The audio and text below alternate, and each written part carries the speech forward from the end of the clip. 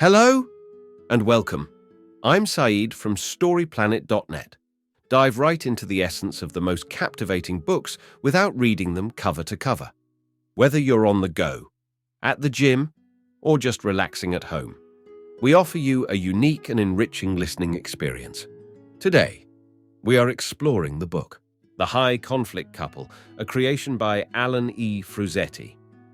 The High Conflict Couple, 2007, is a comprehensive guide that offers strategies for navigating the typical challenges in relationships that often result in conflict and hostility. By utilizing extensive research in psychology and his own expertise as a therapist, Alan E. Fruzzetti sheds light on the origins of conflict and provides effective methods to minimize its occurrence. Before we delve into these revelations, it's interesting to note that Alan E. Fruzzetti, Ph.D., is an associate professor of psychology and the director of the Dialectical behavior therapy and research program at the University of Nevada, Reno. He offers comprehensive training, guidance, and advice for both domestic and international DBT treatment programs and DBT research. Additionally, Fruzzetti serves as the research director and a board member at the National Educational Alliance for Borderline Personality Disorder. He is also a co-creator of the Family Connections Program. With 6 key ideas to unveil, brace yourself for a deep dive into this captivating book. On StoryPlanet.net. To start, this text encourages individuals to focus on self-understanding and improving their relationships. It highlights the importance of self-awareness and how it can positively impact personal connections. Conflict is a common issue in relationships, but it can be managed with the right skills. Author Alan E. Fruzzetti offers techniques to regulate emotions and resolve conflicts, leading to stronger relationships. The key points include understanding the root of conflict, identifying personal needs, supporting emotional well-being, and practicing mindfulness. Key idea number 1. Being aware of your emotions can help prevent unnecessary conflicts. During relationship conflicts, emotions often play a central role. However, it can be difficult to identify and manage these emotions, leading to regrettable words or unproductive arguments. Being mindful of your emotional state helps prevent unnecessary fights. Emotional arousal occurs when you are knocked out of your baseline emotional state, and high emotions negatively impact communication and thinking. Mindfulness and self-awareness are effective ways to stay balanced and manage emotions. Describing your feelings without judgment helps lower arousal and assess situations without creating conflict. Key idea number 2, to make quality time with your partner. Enjoyable and meaningful, practice mindfulness and engage in activities that create a deeper connection between you both. The key message is that in order to reduce conflict in a relationship, it is important to mentally come together and engage in quality time with your partner.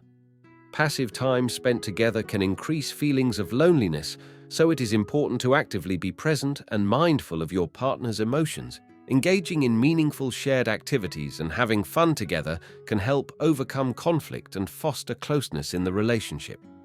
Key idea number 3. Being direct and upfront about your wants is important for having healthy conversations. Effective verbal communication requires accurate expression and validation, with clear and honest conversation and attentive listening. Both parties need to approach the conversation with the right mindset, staying aware of their goals and emotions. It is important to be direct and upfront about wants and needs, expressing emotions accurately without attacking the other person. Choosing a relaxed and distraction-free time is ideal for these conversations. Being honest and not casting judgments is crucial, as being indirect can lead to misunderstanding. It is essential to communicate what you want from the conversation, whether it is problem-solving or emotional closeness. Openness and clear communication will lead to happier and more fulfilling conversations and emotional nourishment.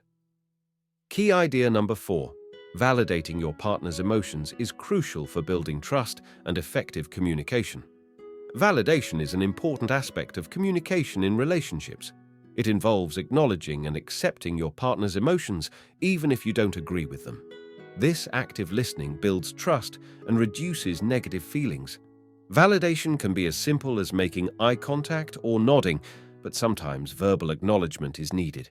Providing comfort through validation reduces negative arousal and builds closeness, leading to better conversations.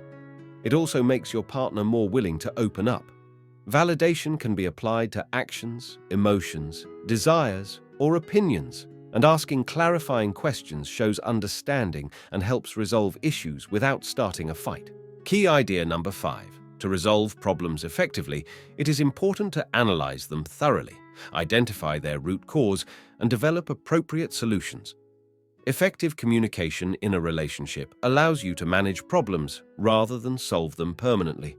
Identifying and analyzing problems is the first step, often requiring open discussions and clear expression. It's important to be specific when analyzing problems and avoid generalizations. Creating a flowchart can help understand the cause and effect of behaviors. Once the problem is identified, generate solutions as a team, considering pros and cons and finding a compromise that works for both partners. Key idea number 6. Find ways to accept and cope with things you cannot change in your partner's behavior by seeking new understanding and perspective. In relationships, it's important to accept the things you can't change about your partner. Trying to fix or change them can lead to suffering and negative energy. Instead, embrace the things you can't change and find new meaning in your partner's behavior. Take note of the ways you try to address unwanted behavior and then stop for a few weeks. Use mindfulness to reassess the situation and consider how the things you don't like about your partner are connected to the things you do. Choose acceptance and love over focusing on differences and drawbacks. In conclusion, relationship conflicts often occur due to a lack of effective communication and understanding of each other's emotions. By practicing mindfulness and being present in your relationship, you can reconsider your problems and find a way forward together.